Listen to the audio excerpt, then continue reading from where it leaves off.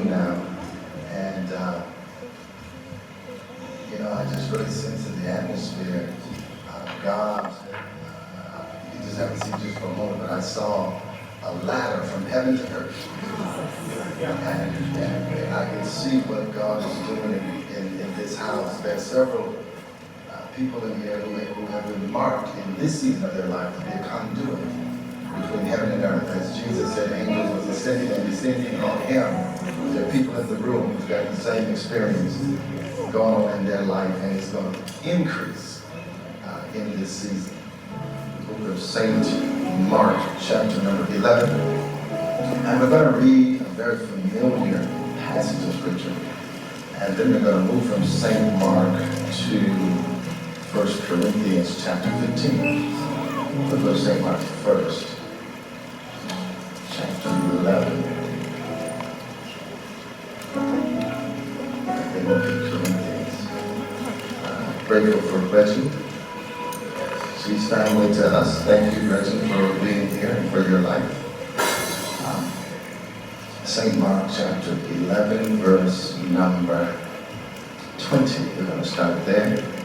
And it says, and in the morning, as they passed by, they saw the fig tree dried up from the roots. And Peter, calling to remembrance, said unto him, Master, behold, the fig tree which thou cursed is withered away. Verse 22, everybody, what did Jesus say? And Jesus answering saith unto them, have faith in God. For verily I say unto you, that whosoever shall say unto this mountain, be thou removed, and be thou cast into the sea, and shall not doubt in his heart, but believe that those things which he saith shall come to pass, he shall have whatsoever he saith. And from the book of 1 Corinthians, chapter number 15, and in the words of the prophetess, they're gone. Chapter number 15, and verse number 33. 1 Corinthians, chapter 15, and verse 33. Let's read together. What does it say? Be not deceived. Evil communications corrupt good manners. Awake to righteousness, and sin not, for some have not the knowledge of God. I speak this to your shame. I want to speak this afternoon on the subject of human anatomy. And I know that sounds a little abstract, but we'll bring it into context today. If we had a subtopic, we would probably call it the awakening. But I want to start with this thought of human anatomy and look at the awakening in the context of that. And let's stand just for a moment. Let's have a word of prayer. Father, thank you for your grace and for what you are doing in this house, in this region. Thank you for the power of God that's in the room right now on salvation, and for the bread of presence in the tabernacle. Where the bread is, your presence is there. We command the blessing of the bread of presence in Jesus' name. You may be seated. Amen.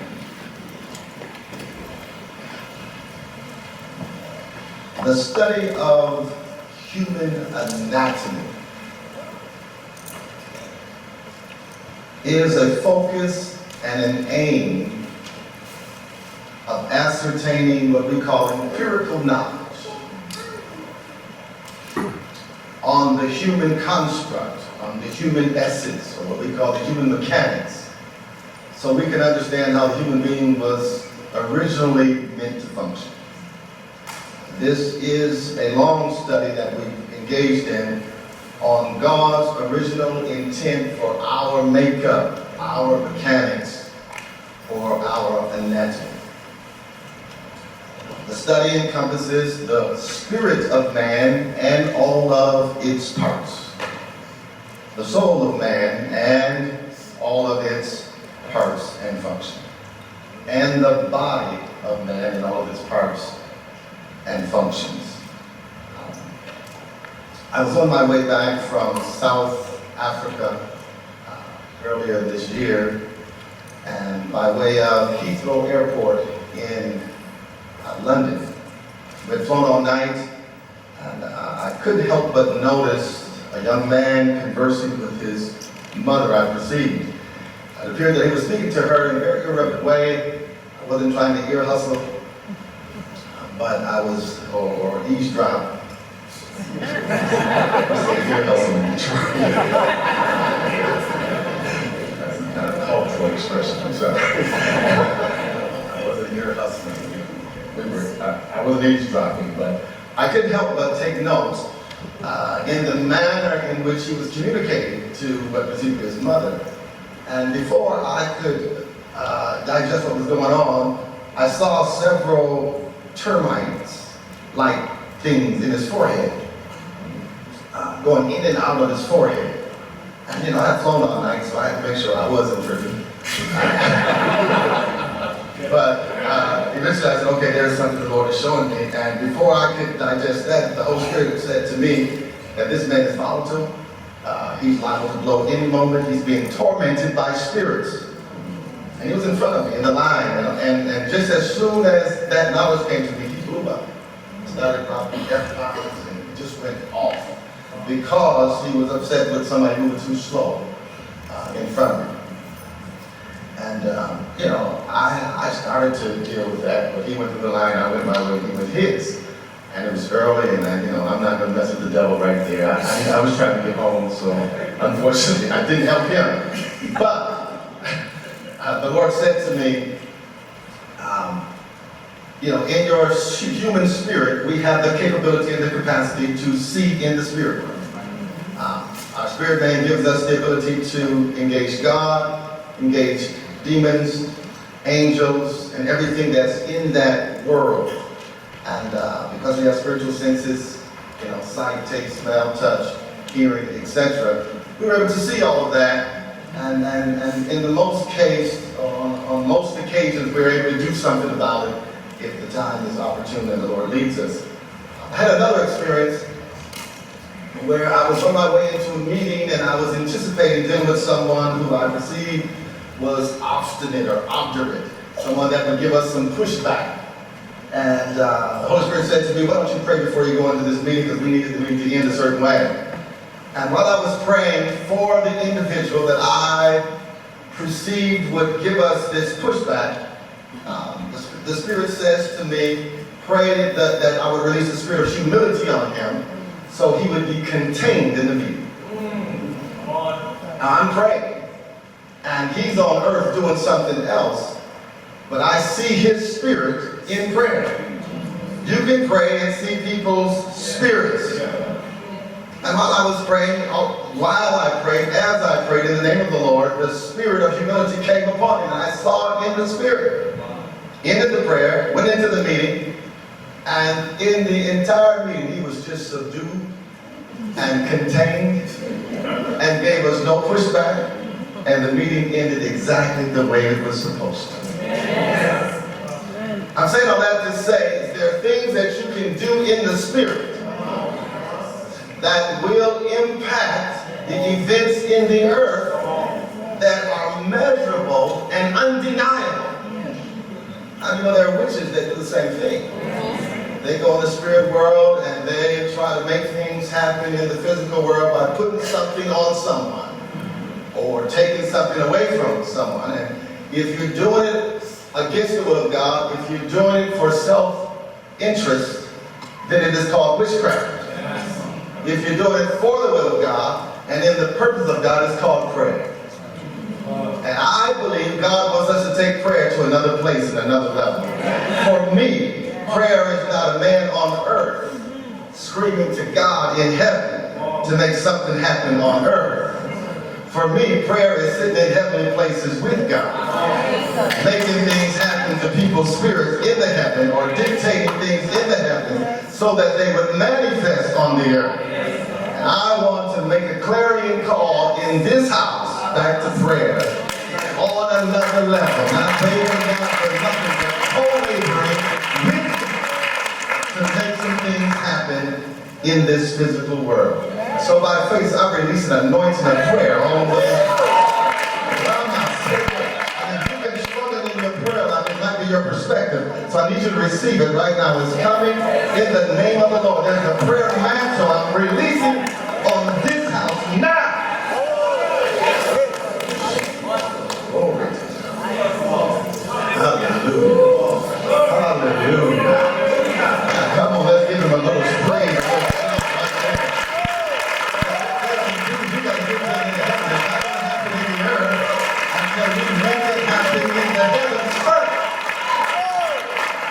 Myself spending more time doing business there. Jesus prayed all night and chose his disciples in the heavens. Then he called them in the earth. There's some things that won't come to us in the earth because we haven't done our business first in the spirit world. That's real prayer. And so today I would love to discuss more of the dynamics that are connected with the spirit world. But for this presentation, I want to focus more on the soul of man, and specifically an area we call consciousness. The principle I need to leave here on the table is the truth, and I'll release the power of that truth, and that is that consciousness creates reality. Say it with me. Consciousness creates reality. Now, to set this up, I'm going to tell another story. Storytelling helps with preaching, it really does. But this is a good story. It ends with. I was on my way. I was having some challenges about 2.5 months ago. This is a true story. Serious abdominal pains and losing energy and all that. My wife convinced me to go to the doctor. And so, reluctantly, I went to the doctor. And after several visits, they said to me, sir, they diagnosed me with with hypertensive heart disease, number 1. They said, you have blood in your urine, and they had some medical term for that. They said, one of your lungs is compromised. They said your gallbladder has collapsed. I'm serious. They said all of this. Your gallbladder has collapsed. Your white blood count is extremely low, and your immune system is compromised. And I said, okay. They said, you look healthy, but the records say something opposite or different. I shared some of this with Bishop Roberts, and my schedule at that particular time was very heavy. And I had to make a decision about my consciousness. And so I prayed to the Lord, and the Lord says, I need you to practice what you preach. And so it was about consciousness. Everybody say consciousness. And when I speak of the word consciousness, I'm talking about my internal disposition. The thing that I see on the inside of me, the vision that I have inside of me, my awareness. Amen. Is my consciousness within my soul. And I had to make a decision whose report was I willing to believe at this time. If I walked away with their picture and made that a part of my insides, then I believe that consciousness would have created a different reality. There are multiple realities that people can experience at any given time in their life. And it's really predicated, in my belief, on the consciousness of the person, or the community, or the church. All of that creates a reality. So we kept our schedule intentionally. We went to Africa with immune system compromised, without taking any medication, and did not get sick there. We went to Puerto Rico. After that, we came back and went to several other places. And when I got home, the reports were getting worse and worse. And so I was preaching harder and harder, because while I was preaching, I was fighting the devil, trying to keep my mind in a certain place. You listening to me? I was not just preaching to the people, but I was trying to keep a certain consciousness. And my wife and children were very nervous, and they kept asking me, how do you feel? I said, stop asking me, how do I feel? Because when you keep asking me that, you keep making me focus on how I feel. And I appreciate the sensitivity, but I'm not trying to focus on how I feel. I got to focus on what God has said about my situation. Are you listening to me?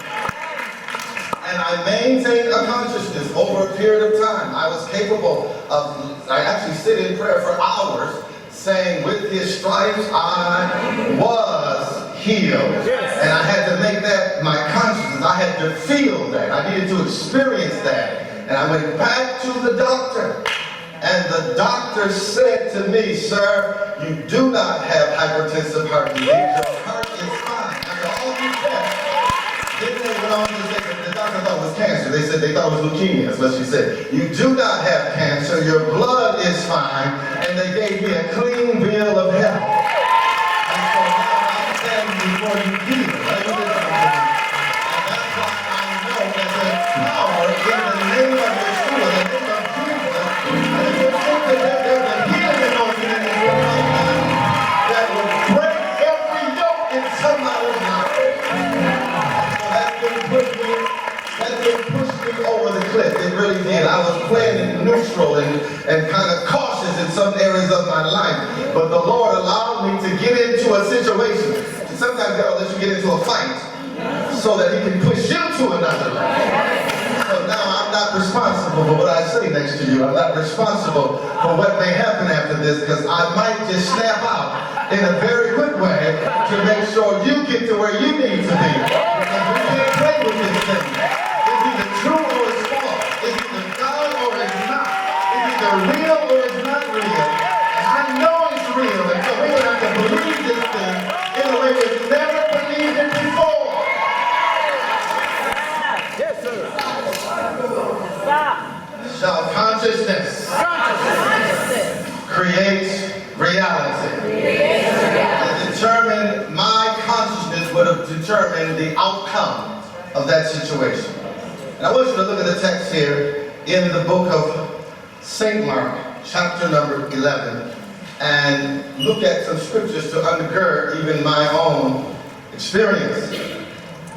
Notice what he says in verse number 20. The setting of the text is a day after Jesus spoke to a fig tree, and in the interest of time we won't exegete or elaborate there. But the next day Peter observes the tree, and he remembers what the Lord said yesterday and how he had cursed the tree. And according to the text, he says, Lord, the tree that you cursed yesterday is dried up from its roots. And the Bible says Jesus answered. Everybody say Jesus answered. Jesus. The word answer there in the text is not just Jesus just saying something flippant or whimsical, but it was his judgment. It was as if he was asked a question that provoked him to provide the precise answer with precision.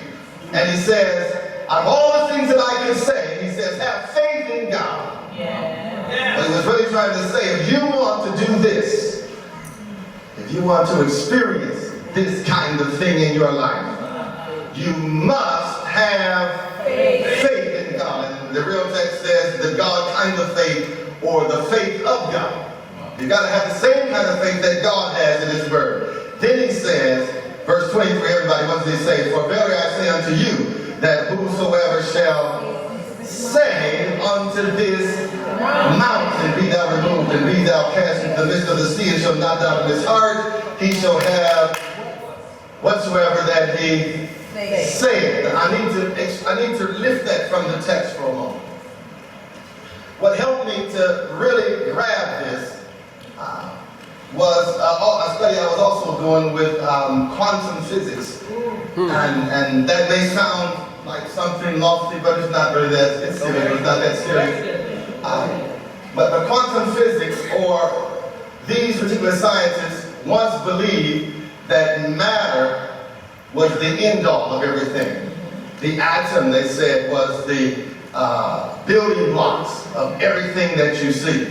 But now, through better technology and years of study, they now believe, many scientists, that there is a subatomic world. This atom can be broken down into protons, electrons, neutrons, and quarks.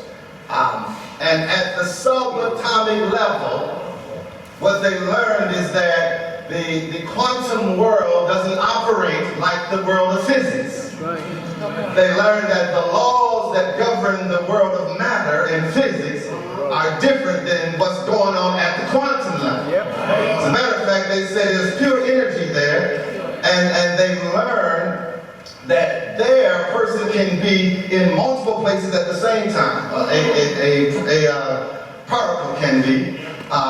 There's no laws here that govern those laws there. As a matter of fact, they said even the quantum world has a consciousness of its own.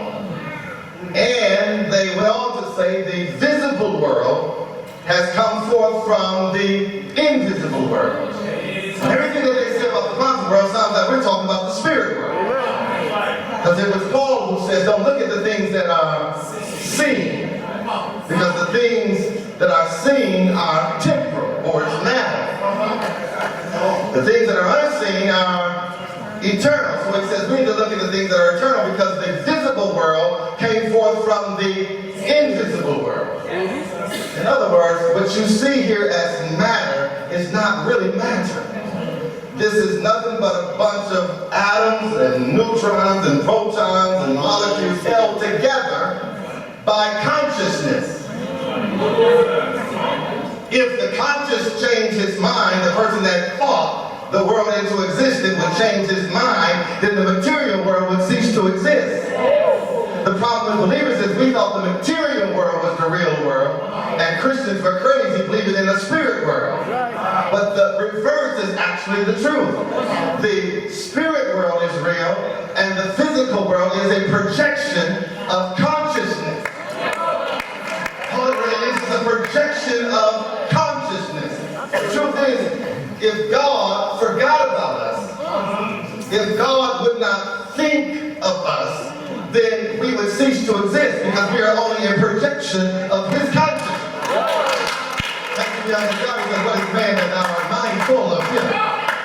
And the Son of Man that thou visitest him.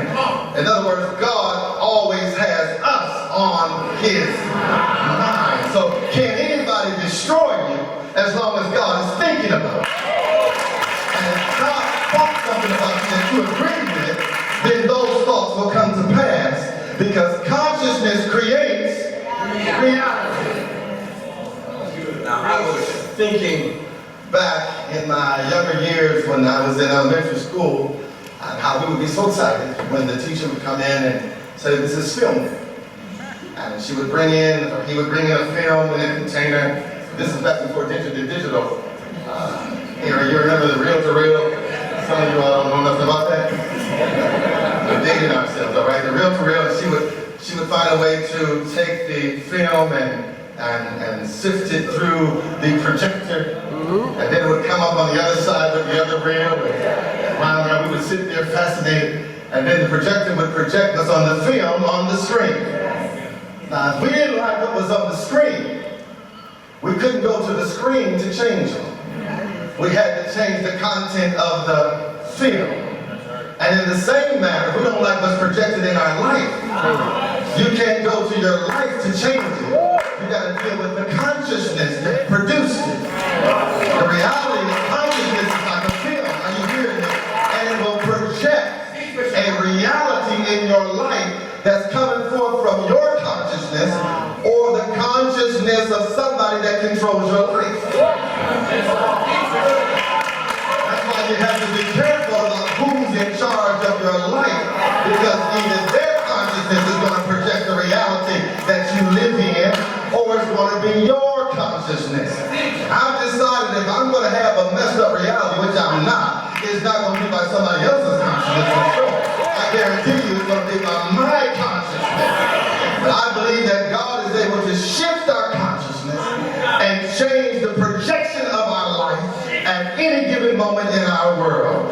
This is why I've come here today, because there is a shift that's getting ready to take place in somebody's awareness, and you're going to see a different projection in your life in short order. How long did it take God to heal me? It took as long as it took me to get his consciousness in my spirit, and then immediately healing came. Healing doesn't take all night to come. It takes all day to change my mind. It takes all day to change my internal makeup. Subconsciousness creates reality. It really is for this reason that I can no longer ascribe to any organization, any ethos, any ideologies that say we must become a permanent victim because of what happened in our past. That there are groups out there that says, listen, we're going to keep blaming this person. You cannot experience upward mobility because of what the white man did to you. I can no longer ascribe to a teaching that tells me I can't be here because of what the white man did in the past. Are you listening to me? What the person did, I'm using that as a bold example, what the person did, they did, but the reality is I can choose my consciousness about what they did. They may be responsible for my yesterday, but they don't have to be responsible for my tomorrow. And the only way that they can be responsible for my tomorrow would be if I allow what they believed about me to be my consciousness today. So I can't stay bitter about what somebody else did. I won't be upset and angry over what somebody else did, because anger and bitterness and resentment will then become the material that will make my present consciousness. If I want to change my projection, I got to change what's happening on the inside of me. And so I have to find a way to forgive. I got to find a way to let go. I've got to find a way to say that was you and your projection, but today I'm going somewhere else with my life, and I will not allow what you think about me to govern my future. I got different thoughts on my own life this day, and I'm going to get a different projection. I'm calling on somebody to forgive the one that raped you, forgive the one that lied on you, forgive the one that cheated you, because if that's the reason you can't move forward, it is their consciousness that's still controlling your life. If you really want to break free from that thing, you got to change the way you look at yourself despite what happened to your past. You got to see yourself as God's child, God's anointed, God's plan, delivered, healed, set free, anointed, powerful. And you can get that in your spirit. There's nothing in your plan that can hold you to your past. There's no demon, no devil, no hex, no woodworker, no dark person. You can believe your life to be whatever you can believe on the inside. Somebody clap those hands right now and shout, amen, amen, amen, amen.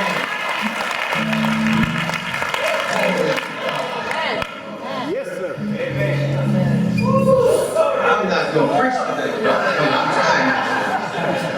Just hang on. Be nice to those guys. And so consciousness really does create reality. I can sit with people and listen to their insides. And that's what I listen to. And I know exactly what they're going to be projecting in their life, because it's already on the inside of them. And if I had time, we could talk about all the stuff that's really in the soul. But this message is not for that. Purpose. And so notice what the Lord says. He says, for verily I say unto you that whatsoever or whosoever shall say unto this mountain. And the mountain then becomes the barrier. Somebody's consciousness created that mountain. Somebody said, well, this is metaphorical. I believe it's literal. He's talking about a literal mountain. Somebody's consciousness created a mountain. It's God's consciousness really who created this whole thing. Have you heard that saying before, if the tree falls in the forest, does it really make a sound if nobody was there? Well, the truth is, it takes consciousness to take thought and bring it into reality. So there's nobody conscious of what's happening. Anytime you see, here it is, catch this. Anytime you see something in the spirit world, it's your consciousness that brings it into the material. Jesus. God can be moving in your life, but if you miss it, like Prophet Mara says, then it never materializes. It's all about what you grab. That's why he says, ask and it shall be given, seek and you shall find. You know what you really find? What you're seeking. God can be moving and healing, but if you don't see it, it passes by.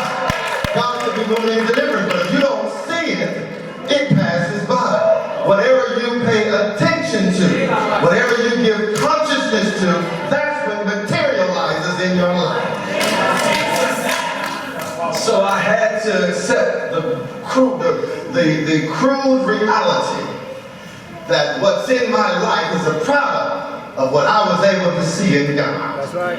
Or someone who governed me. Let me throw something else at you. You have to be careful who you admire. Because if you admire someone and you exalt their consciousness above yours, and if they don't think much of you, and you know they don't think much of you, but yet you admire them, then you submit to their consciousness, and it's their consciousness that will hold you back. Sometimes a father could be upset with his own child and think bad of his child. The child can know Dad doesn't think much of me, and it is that very consciousness that's dominating that child's life. And that's why sometimes you got to break away from people so you can establish your own consciousness. I had to learn something as a shepherd. I really did, because I found out that the people in the church was very concerned about what I thought about them. And if they didn't think I thought well of them, they were messed up.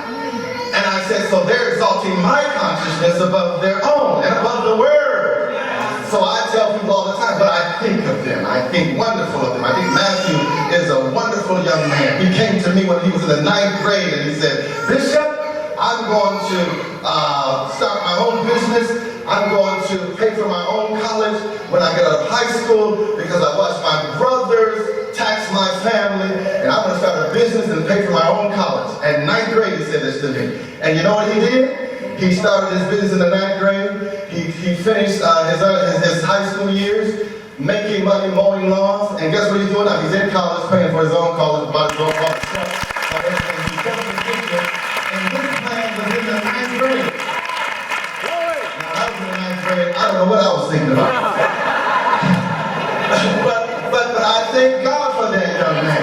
And taking this moment in the sermon to tell him what I think about him is releasing my consciousness on him. And he finds that as a good thing. You know what it's going to do? It's going to create a reality for him that's better than what the devil wants to create for him. You can let folks know what you think about them to the degree where the devil can't get in and mess up their lives. One of the reasons that the devil gets in and messes up sometimes our family's life is because the daddy never shares his heart about everybody in the house. But you got to bless your whole house so your consciousness will become a covering for anything anybody else has ever thought about, and it'll protect your house from all types of interlopers. So what you think about your children is important. What the pastor thinks about the saints. I know pastors say, these people crazy. These people at church, they steal from you. They're not faithful. They're this, and they got a whole negative outlook on their own church. And they use all kinds of terminologies, racial slurs. I've heard it all from the clergy. And then they wonder why the church is not moving. I say, Doc, it's your consciousness that's creating this reality.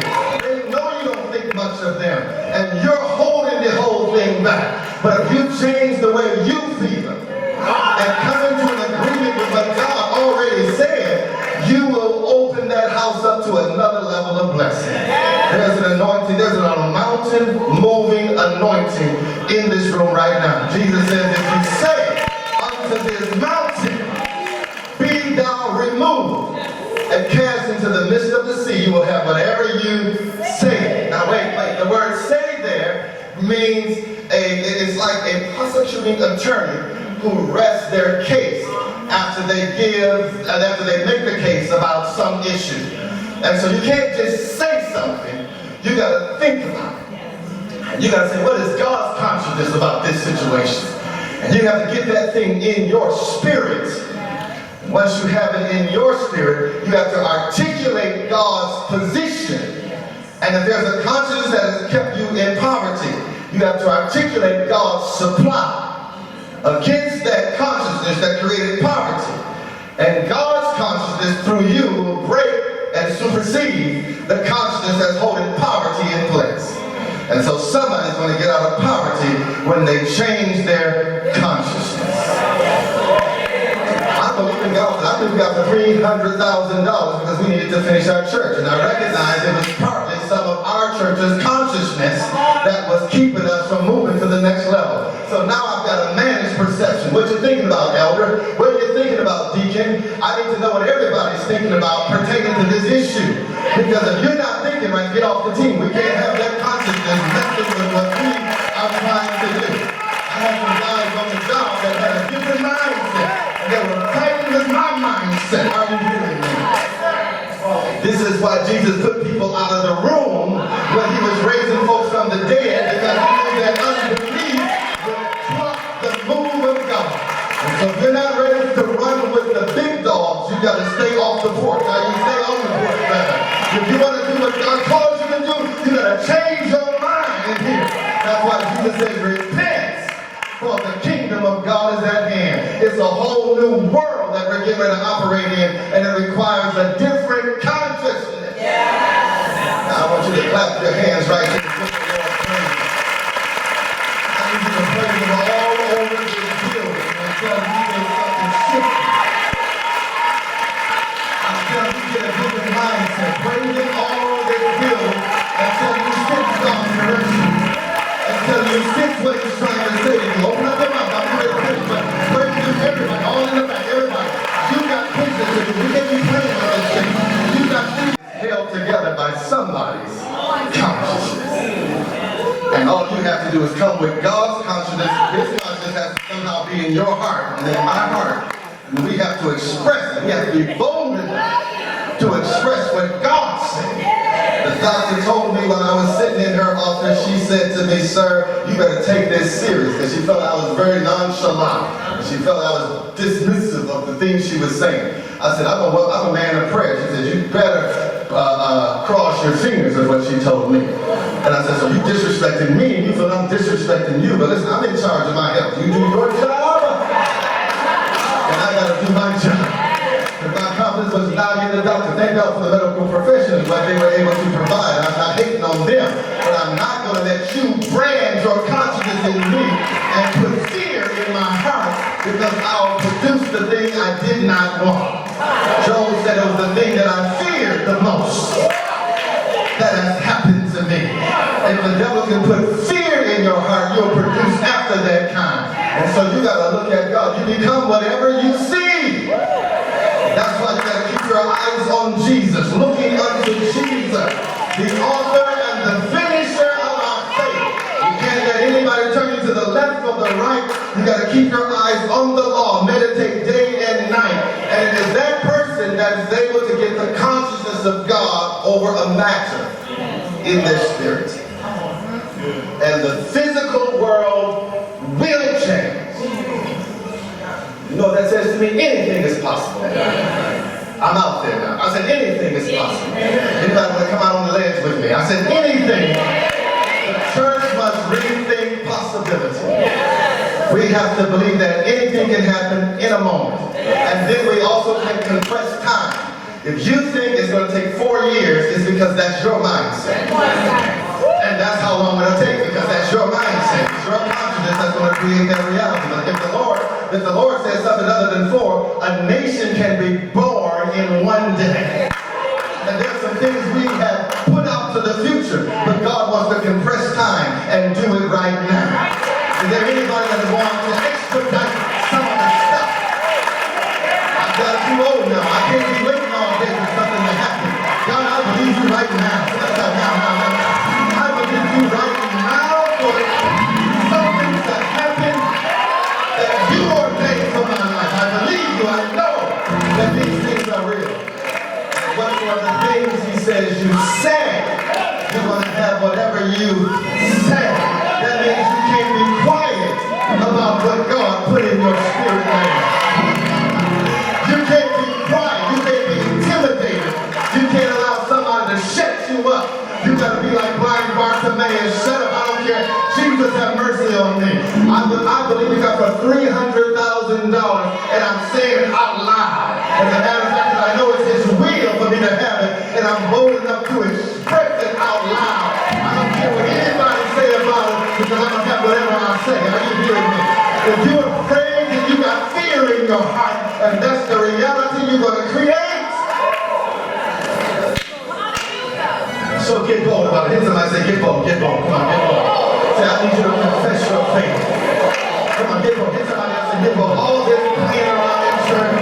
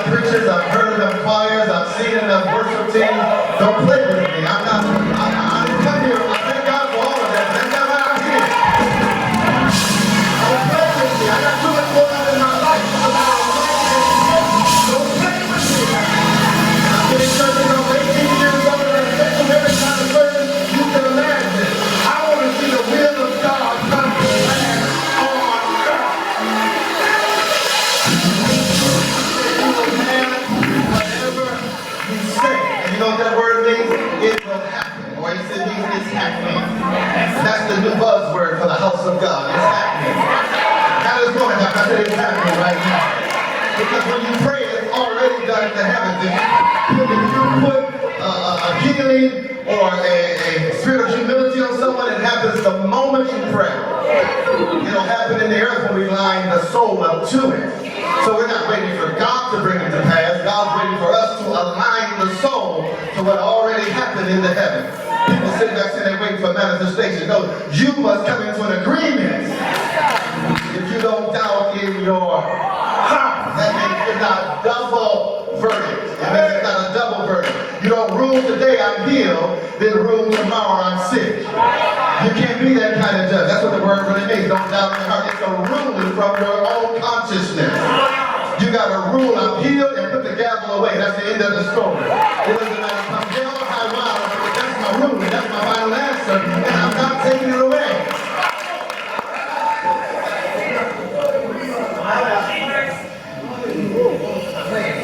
In my closing, let's hurry. 1 Corinthians chapter 15. I want you to see this. The Apostle Paul, writing to the church at Corinth, set order like he always is foremost to do. And he's concerned about how they have defected from the faith in many ways. There's a guy teaching in the church that there is no resurrection. The resurrection has already passed. If you notice in chapter number 15, the Apostle Paul took the first 32 verses to build the case for the resurrection. He put together an articulate case so the Corinthians would be armed with truth relative to the resurrection. And then he says in verse 33, what does it say? Everybody read, be not deceived. Evil communications corrupt good manners. And the word communications, or the word corrupt there, means moving from one consciousness to another, a lower consciousness. Corruption of the conscience is what we're talking about. One disposition to a lower disposition. If you're hanging around people and what they see is on this level, and what you see is on that level, it won't be long before they bring you down to their level. You're not going to bring them up, or they're going to bring you down. And the truth is, it's easier to go down than it is to come up. And so if someone is on your team and they have a low ideal about the project, then they're going to bring everybody else down. And that's called corruption. Corruption will manifest itself in many ways. But corruption is really a low consciousness about what God said. And he says, evil communications have corrupted your good position, your good customs, your good thought. Then he says in verse number 34, awake unto righteousness and sin not. He called that a sin when you come down and not trust God's consciousness. Whatsoever is not of faith, he said, is sin. And so it says here, awake. And the word awake there means to sober up. It means to, and notice I didn't say sober down. You can't sober down. You can only sober up. Because the more sober you become, the higher your consciousness is rising to the things of God. God thinks on levels. His thoughts are higher than our thoughts. In other words, whatever level a person thinks on, or whatever disposition that they have, it's more than just your intellect, it's your whole belief system, your core values, your mental models. Whatever level that's on, that's the level of reality you're going to produce. If there are 10 rungs to levels, and somebody's on a level 7 and somebody else is on a level 2, their life will reflect a level 2 consciousness. Somebody else's life will reflect a level 7 consciousness, though God had a level 10 for all of them.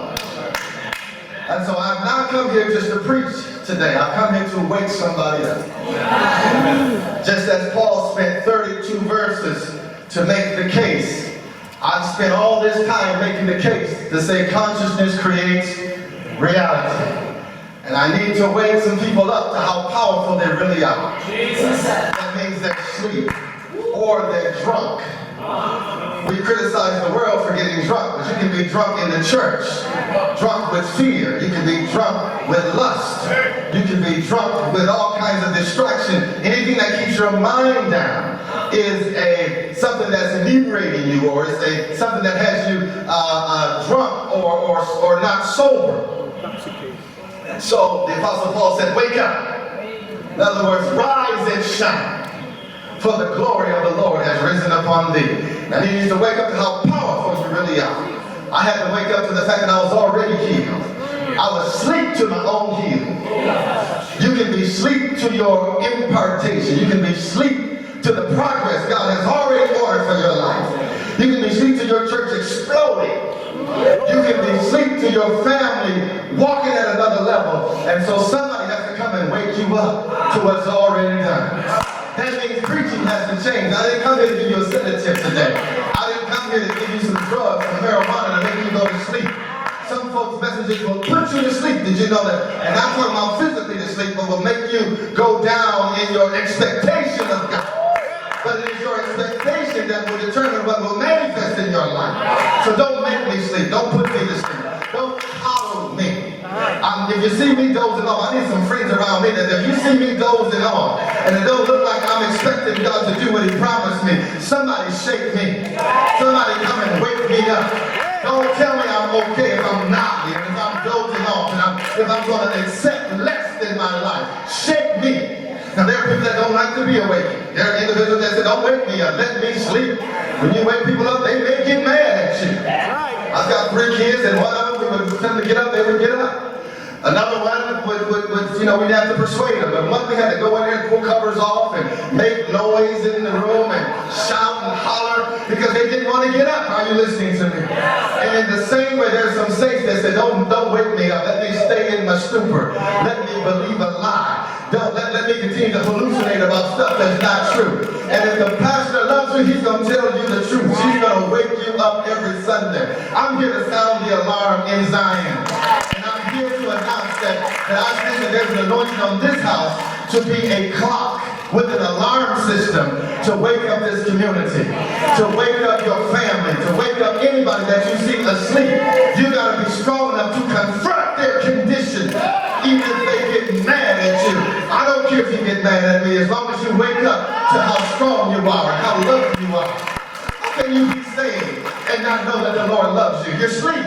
There are people that have been in the church for years and they don't even believe God loves them. They don't even know that their sins have been forgiven. And though they've heard the message over and over, and the pastor's just going to keep preaching the message, I'm not going to keep telling you the same thing over again. I'm going to get in your face and shake you and say, when you wake up to the fact that you're already anointed, running around to every place trying to get blessed, when you wake up to the fact that you're already blessed with every kind of spiritual blessing in Christ Jesus, when you wake up to the power of the cross, come on somebody, when you wake up to the power of the finished works of Christ on your life, don't you know you can just rise up and walk? Don't you know you don't have to have anybody put you in the water? You can get up on your own from anything that's bothering you. I'm here to tell you anything that's possible if you only believe. Somebody wake up. Go shake somebody right now. Shout, wake up, wake up, wake up. Wake up, wake up. Wake up to the anointing. Wake up to power. Wake up to glory. Wake up to healing. Wake up to deliverance. Wake up, church. Come on, we've been sitting way too long. It's time to get up. Wake up to holiness. What do you mean you can't live holy if you got the Holy Ghost? Wake up to the power of the Holy Ghost on your life. Oh, somebody praise the Lord. Somebody wake up, wake up, wake up, wake up.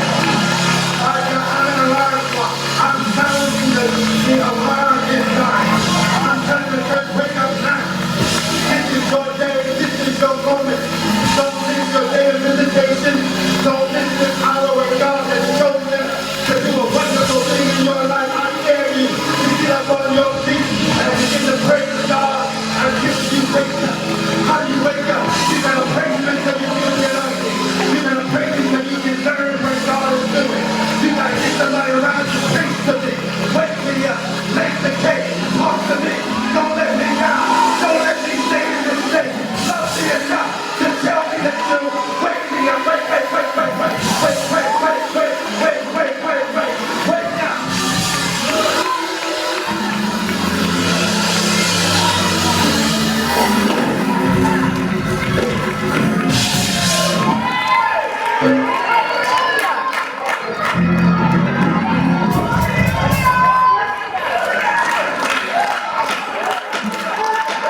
It's an order. I said it's an order. I kept telling you it's an order. Wake up.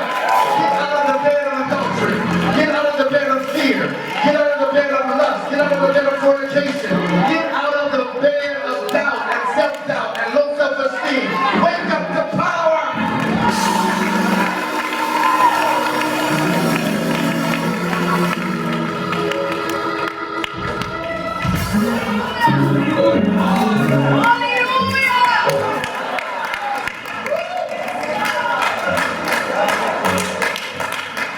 David's sin was Bathsheba killed Uriah and was asleep while he was ruling the kingdom. And God took Nathan the prophet and told him a story that was similar to his experience.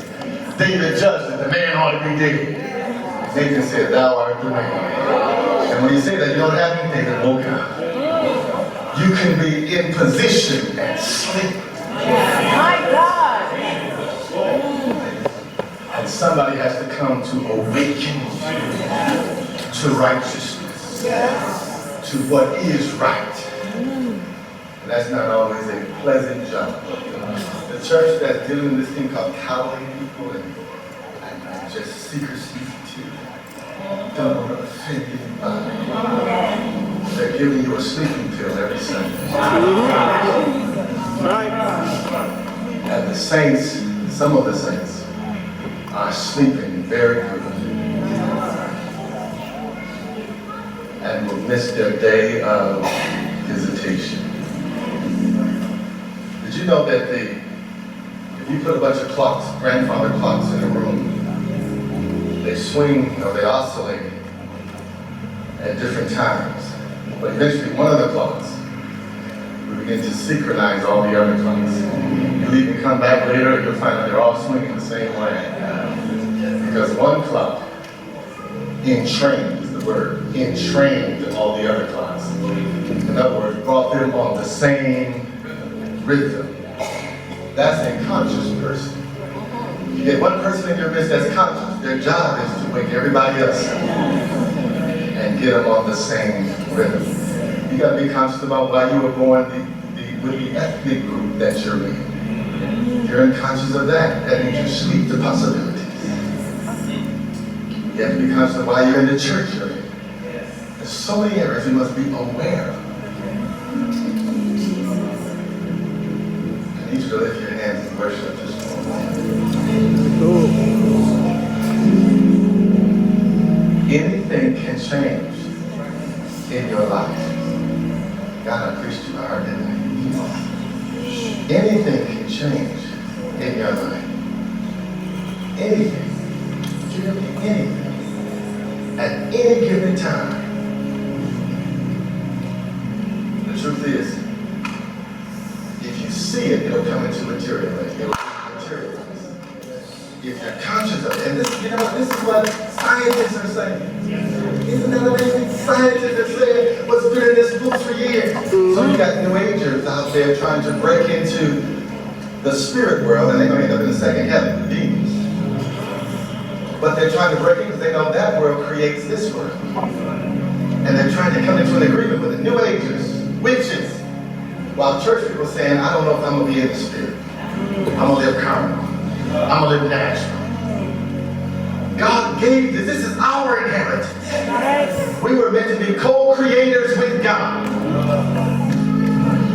Jesus says, if thou canst believe all things. I get why he said that now.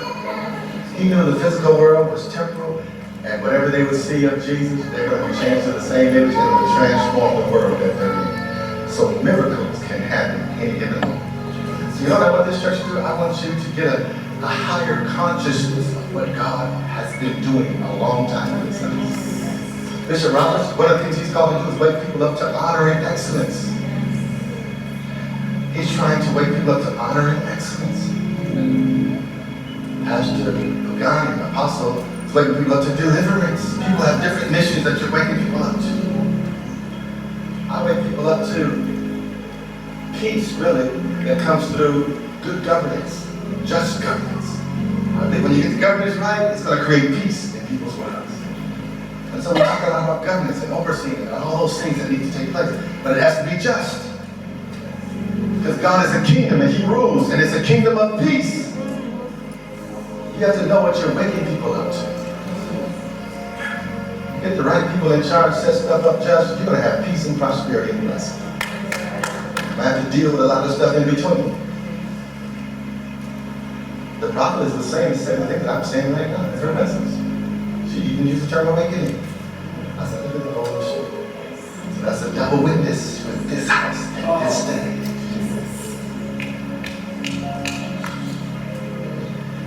You gotta wake your children up. Don't let them sleep. If your children know the words of Cardi B, but they don't know the Lord's Prayer, somebody's sleeping. Somebody's sleeping. Father, I pray in the name of Yeshua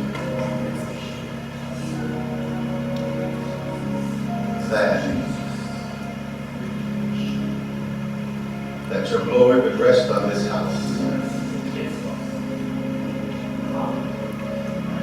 That the prophetic ministry and the apostolic ministry and Bishop Roberts would not just be to the church, but it would also be to the community.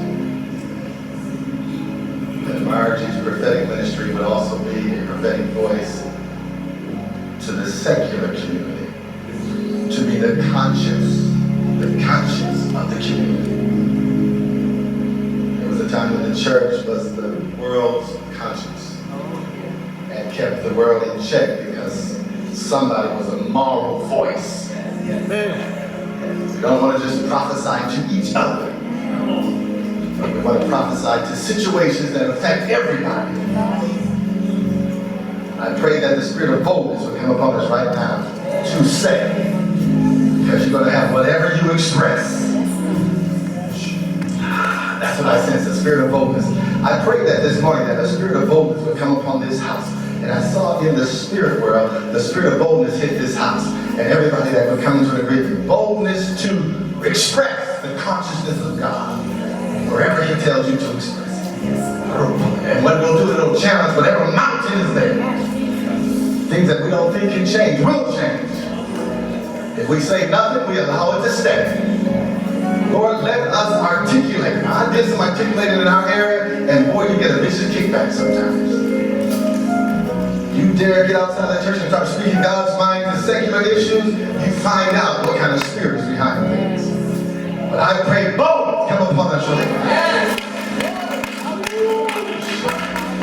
Come on, receive the spirit of boldness. I need to receive that spirit.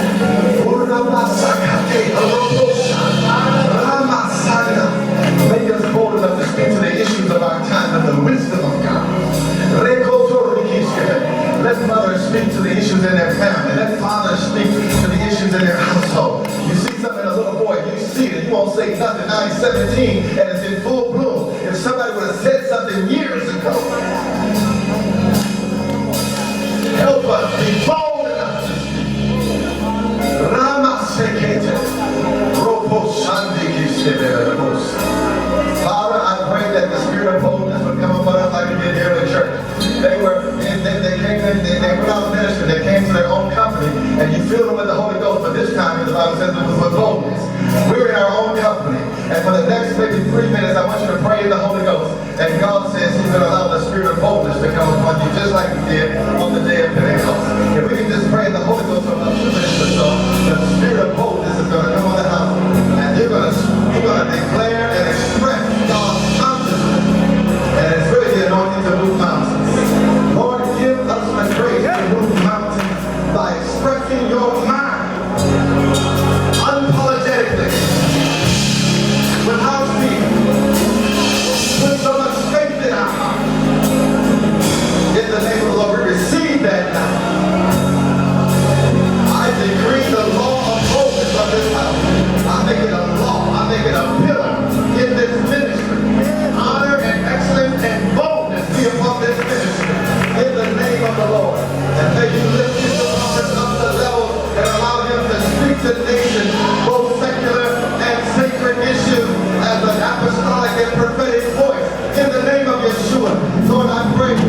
do it.